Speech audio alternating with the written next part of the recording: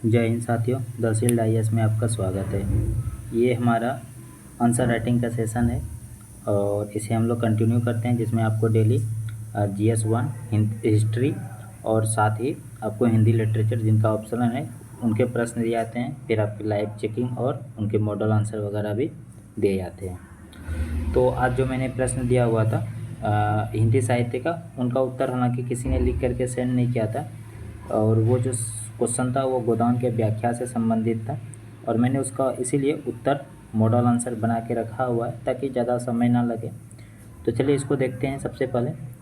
और ये जो क्वेश्चन मैंने दिया हुआ था वो है कि विभिन्नता के इस अथाह सागर से सुहाग ही वह तृष्ण था जिसे पकड़े हुए सागर को पार कर रही थी, है ना। इस असंगत शब्दों में यथार्थ के निकट होने पर भी मानो झटका देकर उसके हाथ से वह तिनके का सहारा छीन लेना चाहा, बल्कि यथार्थ के निकट होने के कारण ही उनमें इतनी वेदना शक्ति आ गई थी।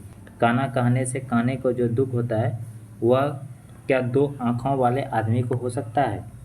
देखिए, सबसे पहले आप ये समझिए, हिंदी साहित्य में जो नया है आप वो ध्यान से देखिएगा। जिन्होंने लिखा हुआ है, प्रैक्टिस किया, उनके लिए तो कोई दिक्कत नहीं है। देखिए व्याख्या, ठीक है। आपके अगर पेपर 1 और पेपर 2 में देख लें तो 100 अंक के व्याख्या पूछे जाते हैं, और इसको गद्य वाले में पहचानना जो है बड़ा ही क्या होता है, कठिन होता है। तो आपको इनको पहचानने के लिए क्या करना पड़ेगा, पढ़ना पड़ेगा, मूल टेक्स्ट को बार बार पढ़ना पड़ेगा, ठीक है। ये चीज़ ध्यान में रखें, तभी आप व्याख्या को अच्छी तरीके से पहचान सकते हो। और दूसरी, आपका पद में व्याख्या आता है, यहाँ पहचानना तो आसान है लेकिन इनका एक्सप्लेनेशन करना थोड़ा कठिन होता है। तो ये पॉइंट आप ध्यान में रखिएगा। और दूसरी बात ये है कि आपके 100 अंक के व्याख्या पूछे जाते हैं। अगर आप व्याख्या पे मेहनत करते हो अच्छे तरीके से तो आप यहाँ 60+ स्कोर कर सकते हैं, और 60+ स्कोर अगर आप करते हो तो इसका अर्थ है कि आप 280+ अंक अर्जित कर सकते हैं, ठीक है। तो इसलिए व्याख्या पे थोड़ा सा अच्छे से वर्क करिए और प्रैक्टिस करिए इसके ऊपर, ठीक। तो चलिए समझते हैं एक व्याख्या को हम कैसे लिखते हैं, इनके कौन कौन सा पार्ट होता है, व्याख्या लिखने के लिए हम क्या कर सकते हैं, ठीक है। तो देखिए, व्याख्या लिखने के लिए इसमें हम देखिए 2 तरह से व्याख्या लिखी जाती है, ठीक है। आप लोगों ने तो देखा होगा एक ही तरह का। देखिए, एक तो आपका पॉइंट डाल के, पॉइंट यानी कि हेडिंग डाल के लिखा जाता है, और आप एक जैसे पैराग्राफ फॉर्मेट में लिख सकते हो, पैराग्राफ फॉर्मेट में लिख सकते हो। ये 2 तरीके से। तो बेस्ट तरीका ये वाला होता है, ठीक है। हालांकि अच्छा तो ये भी है, लेकिन जनरली होता क्या है कि ज़्यादातर स्टूडेंट का भाषा पर उतनी अच्छी पकड़ नहीं होने के कारण ये वाला फॉर्मेट यूज नहीं करता है। ये वाला आसान रहता है तो इसी को यूज किया जाता है और करना भी चाहिए, ठीक है। तो इस फॉर्मेट में हम लोग क्या करते हैं कि सबसे पहले जो है लिखते हैं संदर्भ, ठीक है। फिर लिखते हैं प्रसंग, फिर करते हैं उसका व्याख्या, और फिर इसका लिखते हैं विशेष। तो ये आपका 4 पार्ट होता है व्याख्या का। संदर्भ में क्या करते हैं, तो जो पंक्ति आपको दिया रहता है, जो गद्यावतरण आपको दिया रहता है, आपको बताना पड़ता है वो कहाँ से लिया गया है, कौन से उपन्यास, कहानी या नाटक, जिससे भी दिया रहेगा किससे लिया गया है। फिर प्रसंग बताना पड़ेगा कि वो किस समय का है, किसी के बीच में हो सकता है वो जो लाइन दिया गया है वो बात कर रहा हो, संवाद शैली में चल रहा हो, तो वहाँ पर उसके बारे में लिखा जाता है। फिर व्याख्या, उस लाइन के बारे में आपको एक्सप्लेन करना होता है। फिर विशेष में क्या होता है कि आपके उसकी भाषा, मनोविज्ञान का प्रयोग किया है कि नहीं, विराम चिन्ह का कैसे प्रयोग किया है, उस लाइन की वर्तमान प्रासंगिकता क्या है। उसके बाद आप अलग अलग हिंदी साहित्य में जो भी कॉन्सेप्ट वगैरह पढ़े हैं, देखिए वो वहाँ पर यूज हो रहा है कि नहीं हो रहा है ना। जैसे छायावादी से आप तुलना कर सकते हैं, किसी अन्य उपन्यास से तुलना कर सकते हैं। तो ये सारी चीज़ें होती है आपके विशेष में लिखने होते हैं, ठीक है। तो चलिए देखते हैं, ये तो मैंने पढ़ के सुना दिया आपको। अब यहाँ पर देखिए कि ये जो संदर्भ क्या लिखे हैं कि ये जो गद्यावतरण है, मतलब ये जो प्रस्तुत पंक्ति है, ये अमर कथाकार उपन्यासकार प्रेमचंद के द्वारा जो कृति है गोदान, उससे उद्धृत है या उससे लिया गया है, ठीक है। अब ये प्रसंग कब का प्रसंग, जैसे मैंने कहा अभी कि प्रसंग में क्या लिखना होता है, तो अब देखिए कि आर्थिक विपन्नता के फलस्वरूप होरी और धनिया के जीवन में समय समय पर कला प्रारंभ हो गया था। जिस अवस्था में व्यक्ति पूर्णता को प्राप्त करता है, होरी उस स्थिति में पहुंचकर निराशा के गर्त में गिरता जा रहा था। होरी ने असहाय स्थिति में दुर्गति होने से पूर्व परमात्मा के पास जाने की इच्छा व्यक्त की थी। ठीक है, होरी और धनिया के बीच में जब आप गोदान पढ़ेंगे तो शुरुआत के ही 1-2 पेज में आपको ये वाला कथन मिलेगा, तो आप वहाँ पर देखिएगा पढ़ के। तो उनके बीच में जो संवाद होता है तो उन्हीं उसी टाइम पे ये कथन बोला जाता है, ये वाला लाइन है। होरी के इन वचनों को सुनकर धनिया के पैरों की जमीन खिसकने लगी। धनिया का आंतरिक हृदय है ना पति के प्रति समर्पण भाव से ओतप्रोत था। धनिया के हृदय में होने वाली अमंगल की आकांक्षा का वर्णन करते हुए उपन्यासकार ने कहा, अब क्या कहा है देखिए, अब जो लाइन वहाँ पर ये जो दिया हुआ है ना, इसी का हमको क्या करना है, यहाँ पर व्याख्या करना है। क्या है तो देखिए उस पंक्ति में क्या है, धनिया ने वैवाहिक जीवन का प्रारंभ आर्थिक विपन्नता से हुआ। मतलब जब वो पति को प्राप्त करते मतलब होरी को प्राप्त कर धनिया इस निर्धनता में भी प्रसन्न थी, क्योंकि उसका जीवन साथी उसकी आंखों के सामने था। किंतु आज पति की भविष्यवाणी सुनकर धनिया आंतरिक रूप से क्या हो चुकी है, टूट चुकी है। भविष्य की अनहोनी से चिंतित होकर धनिया होरी से को खोना नहीं चाहती थी, क्योंकि उनका पति ही इस विषम स्थिति में उसके जीवन का सहारा था। सुहागा को लेकर के जो धनिया आश्वस्त थी, वही आज भविष्य को लेकर के चिंतित है। होरी के इन शब्दों ने उसके भविष्य का सहारा ही छीन लिया या छीन लगना चाहा। तो धनिया व्यवहार कुशल थी, यथार्थ में है ना अवश्य भावी मानकर वेदना के आवरण में भी प्रसन्न थी। धनिया ने अपने अभिव्यक्ति को स्पष्ट करते हुए कहा कि जिस प्रकार काने व्यक्ति को काना कहने से पीड़ा होती है, वही पीड़ा आज धनिया को हो रही है। यह यथार्थ से परिचित थी, लेकिन भयभीत न थी। 2 आँखों वाला व्यक्ति कभी दुखी नहीं होता, यही उक्ति धनिया के जीवन पर भी लागू हो रही है। अब देखिए ऐसा विशेष क्या है, तो आपको पता है कि कृषक जीवन की त्रासदी और वास्तविकता का यहाँ पर वर्णन है। धनिया के मन का अंतर्द्वंद और भविष्य के आशंका के मनस्थिति को वर्णन कर रहा है इस लाइन में। यह यथार्थ की आर्थिक विफलता के प्रभाव स्वरूप व्यक्ति असमय बूढ़ा हो जाता है।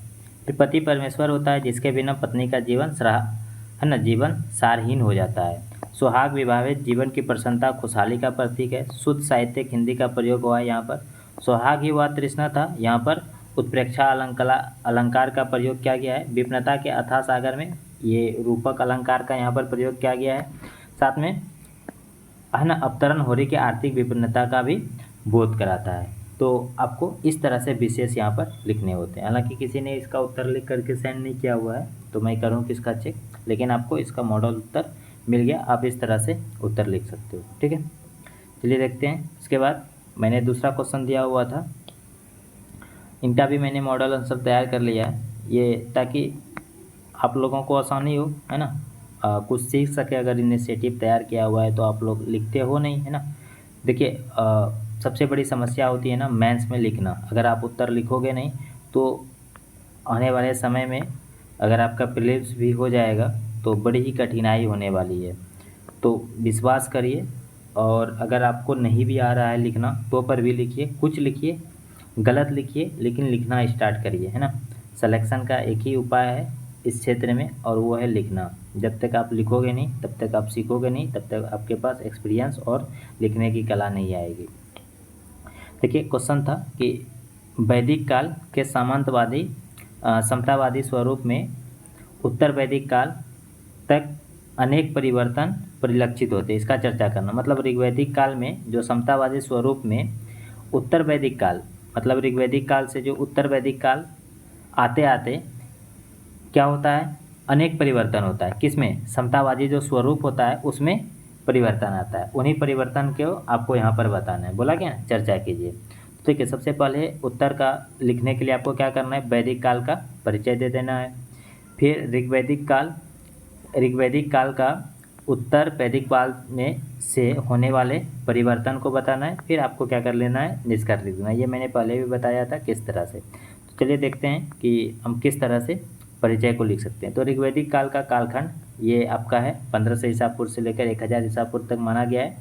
इस काल की सामाजिक व्यवस्था सहयोग और सहभागिता पर आधारित थी। किस पे? सहयोग। आप इस तरह के पॉइंट जब भी मिले ना, इसको हाईलाइट करना, सहयोग और सहभागिता, ठीक है, पर आधारित था। इस काल का समाज पितृसत्तात्मक था। हालांकि स्त्री और पुरुष का भेद समाज में कम देखने को मिलता है। पुत्रियों को पुत्रों के समान क्या दिया जाता था? अधिकार था, शिक्षा का अधिकार था, स्त्री पुरुष सभी समान थे, ठीक है। हालांकि उत्तर वैदिक काल में क्या होता है, इन सारे चीज़ों में, ये सारे चीज़ों में क्या होता है, परिवर्तन हमें देखने को मिलता है और अनेक असमानताएं उत्पन्न होती है। वैदिक समाज का आधार क्या था? परिवार था, जिसमें पिता या बड़ा भाई घर के स्वामी होता था। यह वर्ग रहित समाज था। समाज के सभी लोगों को आर्य कहा जाता था। इस काल में वर्ण पद रंग का अर्थ में प्रयोग किया जाता था। फिर आप बताइए कि ऋग्वैदिक काल के प्रारंभ चरण में 3 वर्षों का उल्लेख किया गया, जिसमें ब्रह्मा, क्षत्र तथा विषु कहा गया है, जिन्हें ब्रह्मा, क्षत्र तथा विषु कहा गया। हालांकि कालांतर में एक नया वर्ग शूद्र भी जुड़ा। अभी तक वर्ण जनवाद न होकर किस आधार पे था? व्यावसायिक आधार पे था, ठीक है। अतः कहा जा सकता है कि ऋग्वैदिक समाज वर्ण व्यवस्था पर आधारित था, जिसने कालांतर में संकीर्ण रूप धारण किया। अब क्या हुआ यहाँ पर उत्तर वैदिक काल में? आप बताइए कि यहाँ आते आते उत्तर वैदिक काल का ये टाइम पीरियड यहाँ पर दिया हुआ है। यहाँ पर आते आते आप देखेंगे यहाँ पर कि इस काल में वर्ण व्यवस्था कर्म पर आधारित ना होकर किस पे आधारित हो जाता है? जन्म पर आधारित हो जाता है। जन्म आधारित वर्ण व्यवस्था ने सामाजिक जटिलता को जन्म दिया और इसके कारण आपसी मतभेद उत्पन्न हुआ और आपसी मतभेद अधिकार प्राप्त वर्ग ने सामाजिक संरचना का निर्माण किया और यहाँ पर उच्च वर्ग और निम्न वर्ग की उत्पत्ति हुई। और उसके आधार से फिर यहाँ पर आप बता सकते हो कि किस तरह से फिर क्या होता है, शोषण भी स्टार्ट हो जाता है, ठीक है। फिर देखिए इस काल में आप बता सकते हैं यहाँ पर कि इस काल में चौथ वर्ण शूद्र स्थापित हो गया। ब्राह्मणों और क्षत्रिय वर्ग ने की सामाजिक स्थिति मजबूत हुआ। कैसे हुआ? तो इसके माध्यम से इस काल तक स्त्रियों की सामाजिक दशा में गिरावट आई। सभा और समिति जैसी सामाजिक संस्थाओं में स्त्रियों का प्रवेश बढ़, जबकि यहाँ पर आप देखेंगे कि सभा और समिति दोनों में महिलाएं भाग लेती थी। ये एक मॉडल है, आप इस आधार पर लिख सकते हैं और भी बहुत सारे कंटेंट डाल सकते हैं। फिर आप निष्कर्ष में बताइए कि यह कहा जा सकता है कि ऋग्वैदिक काल की तुलना उत्तर वैदिक काल में अनेक सामाजिक परिवर्तनों के कारण समाज के समतामूलक स्वरूप में परिवर्तन आया तथा एक नया वर्ण आधारित समाज का उद्भव हुआ, ठीक है। ये मॉडल है, उत्तर है। चलिए देखते हैं। 2 ही स्टूडेंट ने लिखा था, एस्पायरेंट बोल सकते हैं, है ना, उन्होंने लिखा था। एक है आपका सुमन, जिन्होंने ये उत्तर लिखा है। चलिए इनके उत्तर को समझते हैं। क्या है? ऋग्वैदिक काल समतामूलक समाज था, ठीक है। इस काल में सामाजिक व्यवस्था में सहयोग एवं सहभागिता की भावना परिलक्षित होती है। आज उस समय का समाज पितृसत्तात्मक होने के बावजूद स्त्री पुरुष में समानता, महिलाओं को शिक्षा अधिकार में समानता, जबकि उत्तर वैदिक काल आते आते समाज में परिवर्तन हो गया। ऋग्वैदिक समाज परिवार आधारित था, जहाँ पिता मुखिया होता था, वहीं परिवार का, है ना, पालक था। यह किसी भी प्रकार की वर्ण व्यवस्था दिखाई नहीं देती है। ऋग्वैदिक काल के आरंभ में 3 वर्णों का उल्लेख है। बड़े क्षत्र विषु कहा जाता था। समय के साथ एक वर्ण, नए वर्ण, सूत्र, व्यवसाय, ये परिवर्तित हो जाता है। थोड़ा सा देखिए सुमन पर आप एक काम करिए, भाषा तो ठीक है इसका, आप सबसे पहले राइटिंग सुधारिए, ठीक है। एक काम आपको ये इसके ऊपर काम करिए थोड़ा सा। उत्तर वैदिक काल में पारिवारिक संघ टूटने लगते थे। इस समय का वर्ण व्यवस्था कर्म पर आधारित न कर जन्म पर आधारित था। वर्ण व्यवस्था के कारण ही सामाजिक, बढ़िया पॉइंट है ये, सुविधा, भोगी की सुविधा विहीन में बांट दिया गया। ये क्या लिखे हैं, ये समझ नहीं आ रहा है। में दिया गया, जिसमें ब्राह्मण और क्षत्रियों को अधिक महत्व दिया गया तथा सबसे निम्न स्तर पर क्षुद्रों को रखा गया। ये ठीक है ना। अब वर्ण व्यवस्था एक तरह से बोल सकते हो कि जन्म पर आधारित हो गया। यहाँ पर ऋग्वैदिक लिखिए, ऋग्वेद काल को ऋग्वैदिक काल की तुलना में उत्तर वैदिक काल में राजनीतिक, सामाजिक और आर्थिक गतिविधियों में अधिक जटिलता दिखाई देती, ठीक है।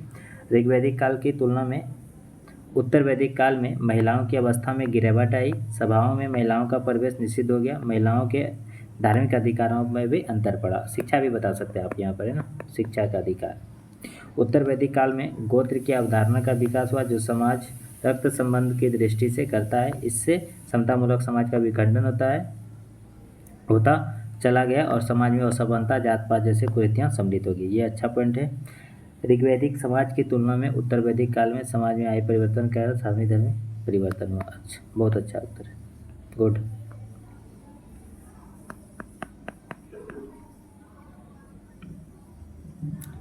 चलिए उसके बाद जो है आपका देखते हैं, ये क्वेश्चन है शहर का। ऋग्वैदिक काल की शुरुआत इतना में हुआ था, ठीक है। उत्तर वैदिक काल की शुरुआत, देखिए परिचय आपने कितना कमज़ोर लिखा है ना, ये बहुत ही कमज़ोर परिचय है। ये काल से इतना, अभी जैसे मैंने मॉडल उत्तर दिया, उसके बाद सुमन पल का आप उत्तर देखिए, है ना, थोड़ा सा आपको इसको सुधार करना है, सिर्फ यही नहीं लिखना है, एकदम सहज है ये। ऋग्वैदिक काल में वेद, उपवेद, वेदांग, उपनिषद आदि की रचना हुई। इसमें 4 वेद, सामवेद, यजुर्वेद ये हुआ। देखिए आप वेद के बारे में बता रहे हैं, अब क्वेश्चन यहाँ पर क्या लिखा हुआ है, देखिए कि वैदिक काल में समतावादी स्वरूप, ऋग्वैदिक काल में जो समतावादी स्वरूप था वो उत्तर वैदिक काल आते आते किस तरह से परिवर्तन हुआ, आपको इसके बारे में बताना, उस परिवर्तन को बताना है कि महिलाओं की स्थिति में किस तरह का, समाज कैसा था, राजनीति में किस तरह से परिवर्तन हुआ, उनके अधिकारों को लेकर के क्या हुआ, आपको ये सारा चीज़ यहाँ पर बताना पड़ेगा, ठीक है। ऋग्वैदिक काल में जाति व्यवस्था जात के आधार पर नहीं बल्कि कर्म के आधार पर था, ये पॉइंट अच्छा है आपका। फिर ऋग्वैदिक काल मातृसत्तात्मक था, नहीं मातृसत्तात्मक नहीं था, ठीक है। इसमें बहुविवाह के साक्ष्य नहीं है। ऋग्वैदिक लोगों की मुख्य कार्य कृषि या पशुपालन था, ये भू पर ज़्यादा महत्व नहीं बल्कि पशु के लिए लड़ाई करते थे। ये सब पॉइंट तो इसके विशेषता हो गया। उत्तर वैदिक काल थोड़ा आपको यहाँ पर सुधारना है इस वाले पॉइंट में, ठीक है। बहुत सारे पॉइंट आपके मिसिंग हैं, जो मैंने मॉडल उत्तर दिया हुआ है आप वहाँ से इनको देखिएगा। उत्तर वैदिक काल में आर्य संस्कृति का विकास हुआ। यह काल वर्ण व्यवस्था पर आधारित था, जिसमें सबसे बड़ा ब्रह्म, क्षत्रिय और शूद्र था। शूद्र का सबसे निचला जाति महिलाओं को भी यही समझा जाता था। बस इतना ही, और होना चाहिए था आपका। अच्छा यहाँ पर है, उत्तर वैदिक काल पितृसत्तात्मक था, जहाँ बहु पत्नी विवाह प्रचलित था, यहाँ भूमि के लिए युद्ध लड़ा जाता था। और परिवर्तन, समाज में अनेक देवी देवताएं आए, पशु बलि, हिंसा, हाँ ये पॉइंट आपका अच्छा है। वैदिक लोग बस्तियां बनकर तथा क्रमिक जैसे रहते। ऋग्वैदिक काल की तुलना में वैदिक काल में समाजवादी, राजनीतिक, आर्थिक परिवर्तन, जिससे समाज का स्वरूप समतावन में परिवर्तित हुआ, ठीक है। मुख्य भाग में आपको सही करना है, निष्कर्ष आपका ठीक है, ठीक है। मुख्य भाग में आपने अनावश्यक चीज़ों को ज़्यादा विश्लेषित कर दिया है, तो वहाँ पर सुधार करिए आप। चलिए इसी के साथ दोस्तों लेक्चर समाप्त करते हैं, क्योंकि अब ज़्यादा लोगों का उत्तर है नहीं। तो जय हिंद, मिलते हैं नेक्स्ट डे में।